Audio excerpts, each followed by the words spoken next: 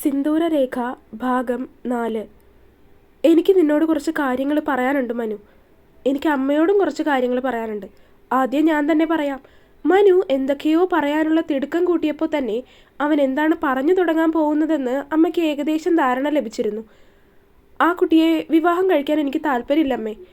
നീ ഇത് തന്നെയായിരിക്കും പറയാൻ പോകുന്നതെന്ന് എനിക്ക് മനസ്സിലായി. അമ്മ തന്നെ ഒന്ന് ആലോചിച്ച് നോക്ക്. എൻ്റെ പകുതി ഉയരം മാത്രമാണ് ആ പെൺകുട്ടിക്കുള്ളത്. കണ്ടാൽ വല്ല 10ാം ക്ലാസ്സിലും പഠിക്കുന്ന കുട്ടിയാണെന്നേ കരുതുള്ളൂ. അത്രയും ചെറുപ്പമാണ്. ഈ പ്രായത്തിൽ തന്നെ വിവാഹം കഴിപ്പിക്കുക, ഒരു കുടുംബജീവിതം നയിക്കുക എന്നൊക്കെ പറഞ്ഞാൽ വല്ലാത്ത ബുദ്ധിമുട്ടുള്ളൊരു കാര്യം തന്നെയാണ്. ഇതൊന്നും പോരാത്തതിന് എൻ്റെ കൂടെ എൻ്റെ ലൈഫിനനുസരിച്ച് അഡ്ജസ്റ്റായി ജീവിക്കാനൊന്നും ആ പെൺകുട്ടിക്ക് കഴിയില്ല. അതുകൊണ്ട് ഈ വിവാഹം വേണ്ടമ്മ. അവളുടെ കാര്യങ്ങളെക്കുറിച്ച് ചിന്തിച്ചാണ് നീ ഈ വിവാഹത്തിൽ നിന്ന് പിന്തിരിയുന്നതെങ്കിൽ അവൾക്ക് ഈ വിവാഹം കഴിക്കുന്നതിൽ ഒരെതിർപ്പുമില്ല. അവൾക്ക് ഈ വിവാഹത്തിനോട് 100% സമ്മതം മാത്രമാണ്. ഞാൻ അതല്ല അമ്മ ഉദ്ദേശിക്കുന്നത്. എനിക്ക് അത്രയും ചെറിയൊരു പെൺകുട്ടിയായിട്ട് ജീവിതകാലം മുഴുവനും അഡ്ജസ്റ്റ് ചെയ്ത് പോകാൻ പറ്റണമെന്നില്ല. അതൊക്കെ നിൻ്റെ തോന്നലാണ് മനു. പിന്നെ കാണുമ്പോൾ പ്രായം തോന്നുന്നില്ലെങ്കിലും അവൾക്ക് 23 വയസ്സുണ്ട്. അതത്ര ചെറിയ പ്രായമായിട്ട് എനിക്ക് തോന്നുന്നില്ല. അവളിപ്പോൾ ഭരതനാട്യത്തിൽ PhD ചെയ്തുകൊണ്ടിരിക്കുകയാണ്. അതുകൊണ്ട് തന്നെ അവൾ അത്രയും പക്വതയില്ലാത്ത കുട്ടിയാണ് എന്ന് നീ കരുതരുത്. അമ്മ പ്ലീസ്, ഞാൻ പറയുന്നതൊന്ന് മനസ്സിലാക്ക്. ഞാൻ പറയുന്ന ഏത് പെൺകുട്ടിയാണെങ്കിലും നീ വിവാഹം കഴിച്ചോളാന്ന് സമ്മതിച്ചതാണ് മനു. എന്നിട്ടിപ്പോൾ ഞാൻ വാക്ക് കൊടുത്തതിന് ശേഷം നീ സമ്മതമല്ല എന്ന് പറഞ്ഞാൽ ഞാൻ വാക്ക് മാറ്റി പറയേണ്ടി വരും. അങ്ങനെ ഒരു കാര്യം ഉണ്ടാവുന്നതിലും നല്ലത് ഞാൻ മരിക്കുന്നതാണ്. അമ്മ അമ്മ പറഞ്ഞവസാനിപ്പിച്ചതും മനു ദേഷ്യത്തോടെ അവരെ ശബ്ദം ഉയർത്തി വിളിച്ചു. ഞാൻ വാക്ക് കൊടുത്തുപോയി മോനെ. ഇനി അത് മാറ്റി പറയാൻ എന്നെക്കൊണ്ട് കഴിയില്ല. പോരാത്തതിന് ഞാൻ കൊടുത്തൊരു വാക്കിൻ്റെ പുറത്ത് വിശ്വാസം ഉറപ്പിച്ചിരിക്കുകയാണ് ആ കുടുംബം മുഴുവനും. ഇനി അത് നടക്കില്ലെന്ന് പറഞ്ഞ് അവരുടെ മനസ്സിൽ വിഷമത്തിൻ്റെ കനൽ കോരിയിടാൻ എന്നെക്കൊണ്ട് കഴിയില്ല. അമ്മ തീർത്തും പറഞ്ഞതും മനുവാണെങ്കിൽ ചെകുത്താനും കടലിനും നടുവിൽപ്പെട്ട അവസ്ഥയിൽ നിന്നുപോയി. തൻ്റെ മനസ്സിൽ തോന്നിയ കാര്യങ്ങളും തൻ്റെ അഭിപ്രായവും ഒക്കെ പറഞ്ഞു കഴിയുമ്പോൾ അമ്മ ചിലപ്പോൾ ഈ വിവാഹാലോചനയിൽ നിന്ന് പിന്തിരിയും എന്നാണ് താൻ കരുതിയത്. പക്ഷേ തൻ്റെ ആലോചനകളും ചിന്തകളും എല്ലാം പാടെ തെറ്റിയിരിക്കുന്നു.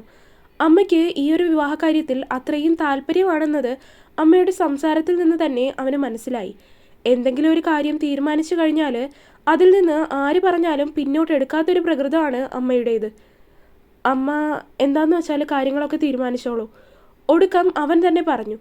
എപ്പോഴത്തെയും പോലെ ഈ കാര്യവും മനു അമ്മയ്ക്ക് തന്നെ വിട്ടുകൊടുത്തു. അല്ലെങ്കിലും അമ്മ പറഞ്ഞു കഴിഞ്ഞാൽ അതിനപ്പുറത്തേക്ക് 2 മക്കളുമില്ല. അതിന് കാരണം ഇന്ന് വരെ അമ്മയെടുത്ത ഒരു തീരുമാനങ്ങളും ജീവിതത്തിൽ തെറ്റായി മാറിയിട്ടില്ല എന്നുള്ളത് തന്നെയാണ്. അമ്മയെടുക്കുന്ന ഓരോ തീരുമാനങ്ങളും പറയുന്ന ഓരോ കാര്യങ്ങളും എല്ലാം ഒരു 100 ആവർത്തി ആലോചിച്ചിട്ടുള്ളതായിരിക്കും. അങ്ങനെ എടുക്കുന്ന തീരുമാനങ്ങളായതുകൊണ്ട് തന്നെ അവ ഒരിക്കലും തെറ്റിപ്പോകാറില്ല.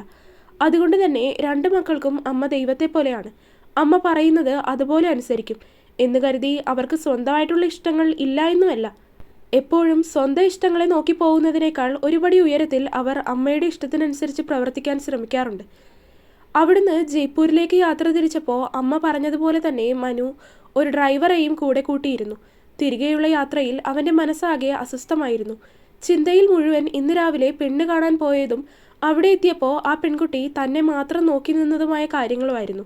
അവളുടെ പേര് പോലും അമ്മയോടും ഉണ്ണിയോടും ചോദിച്ചില്ല. അല്ലെങ്കിലും അവളുടെ കാര്യങ്ങളൊന്നും ചോദിച്ചറിയാൻ പറ്റിയ മാനസികാവസ്ഥയിലായിരുന്നില്ലല്ലോ താൻ. അസ്വസ്ഥമായ മനസ്സുമായിട്ടായിരുന്നു മനു ആ യാത്രയിൽ മുഴുവൻ ഇരുന്നത്. ജയ്പൂരിലെ എക്സിബിഷൻ കഴിഞ്ഞ് ഇനി 1 മാസം കഴിയുമ്പോഴാണ് മനു തിരികെ നാട്ടിലേക്ക് എത്തുക. അവിടെ എത്തിയതിന് ശേഷം ഒന്ന് ഫ്രഷായി അമ്മയെ അവൻ വിളിച്ചു.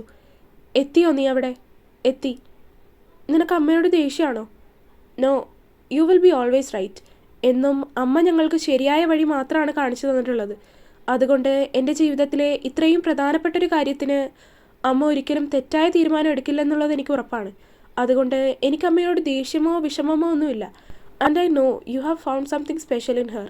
അല്ലാതെ അമ്മ ഇതിന് ഇത്ര നിർബന്ധിച്ച് എന്നെക്കൊണ്ട് സമ്മതിപ്പിക്കില്ല എന്നെനിക്കറിയാം. മനു തൻ്റെ മനസ്സിൽ തോന്നിയ കാര്യങ്ങളെല്ലാം അമ്മയോട് തുറന്നു പറയുക തന്നെ ചെയ്തു. അങ്ങനെ സംസാരിച്ചപ്പോൾ തന്നെ അവനൊരു ആശ്വാസം തോന്നി. അവളുടെ പേര് സംസ്കൃതി. ദാസേട്ടൻ്റെ മൂത്ത മകളാണ്. ഭരതനാട്യത്തിൽ PG ചെയ്തതിന് ശേഷം ഇപ്പോൾ അതിൽ PhD എടുക്കുകയാണ്. ഞങ്ങളെല്ലാവരും അവളെ അമ്മാളൂന്നാണ് വിളിക്കുന്നത്. അമ്മ പറയുന്ന കാര്യങ്ങളെല്ലാം മനു മൂളിക്കേട്ടു. നീ ഇനി എന്നാ തിരികെ നാട്ടിലേക്ക്? May be 1 month. അത് കഴിഞ്ഞ് വരുള്ളൂ. കല്യാണം അധികം വൈകിക്കണ്ടെന്നാണ് എൻ്റെ ഒരു ആലോചന. എന്ത് പറയുന്നു നീ? അമ്മയുടെ ഇഷ്ടം. നോ, നിൻ്റെ ഇഷ്ടവും നോക്കണം. ഈ വിവാഹം എൻ്റെ ഇഷ്ടത്തിനാണ്. സമ്മതിച്ചു എന്ന് കരുതി ബാക്കിയുള്ള കാര്യങ്ങളെങ്കിലും നീ തീരുമാനിക്കണം. അമ്മ പറഞ്ഞാൽ മതി. ഞാനിപ്പോൾ ഇവിടെ വന്നതേ ഉള്ളൂ. ഒന്ന് കുളിച്ചതിന് ശേഷം കുറച്ച് സമയം റെസ്റ്റ് എടുത്തിട്ട് വിളിക്കാം. അത് പറഞ്ഞ് മനു ആ ഫോൺ കോൾ അവസാനിപ്പിച്ചിരുന്നു. അവന് എത്ര ആലോചിച്ചിട്ടും അമ്മ എന്തിനാണ് ഈ വിവാഹം ഇത്രയും ആഗ്രഹത്തോടെ നടത്തുന്നത് എന്ന് മാത്രം മനസ്സിലാകുന്നില്ലായിരുന്നു. അതും ഇത്രമാത്രം ധൃതി പിടിച്ച്. അവന് എന്തൊക്കെയോ ആലോചിച്ചിട്ടും തല പെരുക്കുന്നത് പോലെ തോന്നി. ഫോൺ കട്ടിലിലേക്കിട്ട് കുറച്ച് സമയം കുളിക്കാൻ കയറി ഷവറിൻ്റെ അടിയിൽ അങ്ങനെ നിന്നു. നാളെ മുതലാണ് എക്സിബിഷൻ തുടങ്ങുന്നത്. ആ സമയങ്ങളിലൊന്നും മനസ്സ് ഇതുപോലെ ഡിസ്റ്റർബ്ഡ് ആക്കി വെക്കരുത്. നല്ല കാമായിട്ട് നിന്ന് വേണം കസ്റ്റമേഴ്സിനെയും വരുന്നവരെയും ഒക്കെ ഡീൽ ചെയ്യാനായിട്ട്. അതുകൊണ്ട് തന്നെ ആ കാര്യങ്ങളെക്കുറിച്ചൊക്കെ മറന്നു കളയാൻ തന്നെ മനു തീരുമാനിച്ചു. അതൊക്കെ ഒരു വഴിക്കങ്ങ് പോകും എന്നൊരു ചിന്തയായിരുന്നു പിന്നീട് അവനിലുണ്ടായത്. പിന്നീടുള്ള കാര്യങ്ങളെല്ലാം വളരെ വേഗതയിലായിരുന്നു. ജയ്പൂരിൽ നിന്നും മനു തിരികെ എത്തിയപ്പോൾ തന്നെ കല്യാണത്തിനുള്ള ഒരുക്കങ്ങളെല്ലാം അമ്മ തുടങ്ങിക്കഴിഞ്ഞിരുന്നു. മനു ഒന്നിനും ഇടപെടാതെ മാറി നിന്നു എന്ന് തന്നെ പറയാം. എല്ലാ കാര്യങ്ങളിലും തീരുമാനമെടുക്കാൻ അവൻ അമ്മയുടെ ഇഷ്ടത്തിന് വിട്ടുകൊടുത്തു. അമ്മയുടെ ഉത്സാഹം കണ്ടപ്പോൾ മനുവിന് ഒന്നും എതിർത്ത് പറയാൻ കഴിയാത്ത അവസ്ഥയിലുമായിപ്പോയി. എന്ത് കാര്യം കൊണ്ടാണ് അമ്മയ്ക്ക് ഈയൊരു വിവാഹം നടത്താൻ ഇത്രമാത്രം ആവേശവും ഉത്സാഹവും എന്നുള്ളത് എത്ര ആലോചിച്ചിട്ടും മനുവിന് മനസ്സിലാകുന്നില്ലായിരുന്നു. മനുവിനാണെങ്കിൽ ഈയൊരു വിവാഹത്തിന് ആകെ ഒരു താല്പര്യക്കുറവ് തന്നെയാണ്. ഒന്നിനും ഒരു ഉഷാറില്ലാത്തതുപോലെ.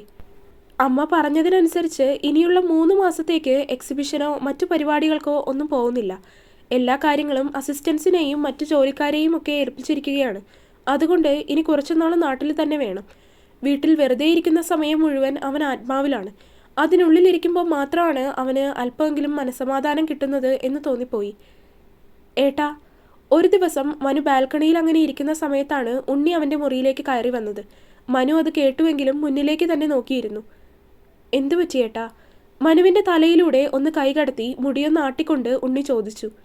Nothing. No, you are lying. എനിക്കറിയാം ഏട്ടൻ്റെ മനസ്സിൽ എന്തോ ഉണ്ട്. കുറച്ച് ദിവസമായിട്ട് ഞാനത് ശ്രദ്ധിക്കുന്നുമുണ്ട്. 1-2 തവണ ഞാൻ ചോദിച്ചു കഴിഞ്ഞതാണ്. പക്ഷേ അപ്പോഴെല്ലാം ഏട്ടൻ ഓരോ കാര്യങ്ങൾ പറഞ്ഞൊഴിഞ്ഞു മാറി. പറയ്, എന്താ കാര്യം? അമ്മ എന്തിനാണ് ഈ വിവാഹത്തിന് ഇത്രമാത്രം ആവേശം കാണിക്കുന്നതെന്ന് എനിക്ക് മനസ്സിലാവുന്നില്ല ഉണ്ണി. നിന്നോട് എന്തെങ്കിലും പറഞ്ഞിട്ടുണ്ടെങ്കിൽ പറയ്. എനിക്കും അതറിയില്ല ഏട്ടാ. നീയായിട്ടന്ന് പെണ്ണ് കാണാൻ പോകുന്നതിൻ്റെ 2 ദിവസം മുൻപാണ് അമ്മ എന്നോട് ഈ ഒരു വിവാഹകാര്യം പറയുന്നത് തന്നെ. ദാസേട്ടൻ്റെ മോളാണ്, മൂത്ത മകൾ സംസ്കൃതി എന്നാണ് പേര്, അമ്മാളൊന്ന് വിളിക്കും എന്നൊക്കെയാണ് എന്നോട് പറഞ്ഞത്. പെൺകുട്ടിയുടെ ഫോട്ടോയും കാണിച്ചു തന്നിരുന്നു. അന്നേരം ഞാൻ നല്ലതാണെന്നും പറഞ്ഞു. ഇത്രയൊക്കെ തന്നെയാണ് എന്നോടും പറഞ്ഞിട്ടുള്ളത്. നിന്നോട് പെണ്ണ് കാണാൻ പോകുന്നതിന് മുൻപെങ്കിലും പറഞ്ഞു. എന്നോട് അതെല്ലാം കഴിഞ്ഞിട്ടാണ് ഈ കാര്യങ്ങളെല്ലാം പറയുന്നത് തന്നെ. പക്ഷേ അമ്മ വിൽ ബി ഓൾവേസ് റൈറ്റ്. എന്തെങ്കിലും കാര്യമില്ലാതെ അമ്മ ഇങ്ങനൊരു തീരുമാനം എടുക്കില്ലേട്ടാ. യെസ്, അതെനിക്കറിയാം. ബട്ട് എന്താണ് ആ കാര്യം? അതാണ് എനിക്ക് മനസ്സിലാകാത്തത്. അത് അമ്മയോട് ചോദിച്ചിട്ടാണെങ്കിൽ അമ്മയും മര്യാദയ്ക്കൊന്നും പറയുന്നില്ല. നമ്മളോട് ഷെയർ ചെയ്യാൻ പറ്റാത്ത രീതിയിൽ എന്ത് കാര്യമാണ് ഇത്രമാത്രം കോൺഫിഡൻഷ്യൽ ആയിട്ടുള്ളത് അമ്മയ്ക്ക്? ബി കൂൾ ഏട്ടാ, എന്തെങ്കിലും ഉണ്ടാകാം, നമുക്ക് ചോദിച്ചറിയാൻ സാവകാശമായിട്ട്. ഉണ്ണി അവൻ്റെ തോളിൽ തട്ടിക്കൊണ്ട് അവനെ കൂളാക്കാൻ പറഞ്ഞു. അതുപോട്ടെ, നീ എന്താ വന്നത്? അതോ, നാളെ രാവിലെ മാരേജ് ഫിക്സ് ചെയ്യാനായിട്ട് പണിക്കരെ കാണാൻ പോകണമെന്ന് പറഞ്ഞിട്ടുണ്ടമ്മ. രാവിലെ പോകണമെന്നാണ് പറഞ്ഞിരിക്കുന്നത്. നിന്നോട് വന്ന് പറയാൻ പറഞ്ഞു. ഓ ഗോഡ്, വട്ട് ദ... മനു തലയ്ക്ക് കൈ കൊടുത്തു. ഉണ്ണി, ഐ സ്വെയർ, എനിക്കിത് അഡ്ജസ്റ്റ് ആകാൻ പറ്റുമെന്ന് തോന്നുന്നില്ല. നീയും കൂടി അമ്മയോടൊന്ന് പറ, എനിക്ക് അല്പം കൂടി സമയം വേണമെന്ന്. എനിക്ക് ആ പെൺകുട്ടിയെ എൻ്റെ ജീവിതത്തിലേക്ക് കൂടെ കൂട്ടുന്ന കാര്യം ആലോചിക്കാൻ കൂടി പറ്റുന്നില്ല. എങ്കിൽ നീ തന്നെ അത് അമ്മയോട് പറയുന്നതാവും ഏട്ടാ നല്ലത്. മനു പറയുന്നത് കേട്ടതും ഉണ്ണി അവനോട് പറഞ്ഞു. ഞാൻ ഒരുപാട് പറഞ്ഞു കഴിഞ്ഞതാ ഉണ്ണി. പക്ഷെ അമ്മ സമ്മതിക്കണ്ടേ? അമ്മ തീരുമാനിച്ചുറപ്പിച്ച മട്ടാണ്. ഇനിയും നിർബന്ധിച്ചാൽ ചിലപ്പോൾ അമ്മയ്ക്ക് അതൊട്ടും ഇഷ്ടപ്പെടണമെന്നില്ല. ചിലപ്പോൾ കല്യാണം കഴിയുമ്പോൾ എല്ലാം ശരിയാകും കേട്ടോ. B positive. ഏട്ടൻ താഴേക്ക് വാ, നമുക്ക് കുറച്ച് സമയം ഗാർഡനിലിരിക്കാം. ഇവിടെ ഇങ്ങനെ ഒറ്റയ്ക്ക് ഇരിക്കുമ്പോഴാണ് ഇങ്ങനെ ഏത് സമയം ഇതൊക്കെ തന്നെ ആലോചിച്ചുകൊണ്ടിരിക്കുന്നത്. കം, ഇടയ്ക്കൊന്ന് പുറത്തേക്കൊക്കെ ഇറങ്ങ്. അവൻ്റെ മുടിയിലൊന്ന് വലിച്ചുകൊണ്ട് ഉണ്ണി ആദ്യം പുറത്തേക്കിറങ്ങി, പിന്നാലെ മനുവും. ഗാർഡനിലെ സ്റ്റോൺ ബെഞ്ചിൽ മനുവിൻ്റെ മടിയിലേക്ക് തലവെച്ച് ഉണ്ണി കിടന്നു. ഏട്ടൻ എന്താ ഇങ്ങനെ ആലോചിച്ചിരിക്കുന്നത്? എന്തെങ്കിലുമൊക്കെ പറയ്. മര്യാദയ്ക്കിരുന്നോ ഉണ്ണി നീ, ഇല്ലെങ്കിൽ തള്ളി താഴെ ഇടും ഞാൻ. മനു താക്കീത് ചെയ്യുന്നത് പോലെ അവനോട് പറഞ്ഞു. നീ എന്തെങ്കിലും കാണിക്ക് എന്ന് പറഞ്ഞ് ഉണ്ണി അവനിൽ നിന്ന് മുഖം തിരിച്ചു. കുറച്ച് സമയം കഴിഞ്ഞതും അമ്മയും അവരുടെ അടുത്തേക്ക് വന്നിരുന്നു. കുറച്ച് ദിവസമായി ഞാൻ ശ്രദ്ധിക്കുന്നു. എക്സിബിഷൻ കഴിഞ്ഞ് വന്നപ്പോൾ മുതൽ നിന്റെ മുഖം ആകെ ഡള്ളാണ്. എന്താ കാര്യം മനുക്കുട്ട? ഒന്നുമില്ലമ്മ, ഞാൻ ഓരോ കാര്യങ്ങളൊക്കെ ഇങ്ങനെ ആലോചിച്ചിട്ട്. നീ ഏത് സമയം ഇങ്ങനെ ജോലി സംബന്ധമായ കാര്യങ്ങൾ തന്നെ ആലോചിച്ചിരിക്കല്ലേ? You are going to start a family soon, so think better about it. അമ്മ പറഞ്ഞതും മനു അതിന് തലയാട്ടി കൊടുത്തു. തൻ്റെ ഉള്ളിൽ ഇക്കാര്യങ്ങൾ തന്നെയാണ് നുരഞ്ഞു പൊന്തുന്നത്. പക്ഷേ അത് അമ്മയോട് പറഞ്ഞു കഴിഞ്ഞാൽ ചിലപ്പോൾ അമ്മയ്ക്ക് അതത്ര ഇഷ്ടമാണെന്നില്ല. അതുകൊണ്ട് തന്നെ അവനൊന്നും മിണ്ടാൻ നിന്നില്ല. തുടരും. അപ്പോൾ വീഡിയോ കണ്ടവരെല്ലാവരും വീഡിയോ ലൈക്ക് ചെയ്യുക. നിങ്ങളുടെ അഭിപ്രായങ്ങൾ എന്തായാലും അത് കമൻറ്റായിട്ട് അറിയിക്കുക. ചാനൽ സബ്സ്ക്രൈബ് ചെയ്യാത്തവരുണ്ടെങ്കിൽ സബ്സ്ക്രൈബ് ചെയ്യുക. അടുത്ത പാർട്ടായിട്ട് നാളെ വരാട്ടോ. ബൈ.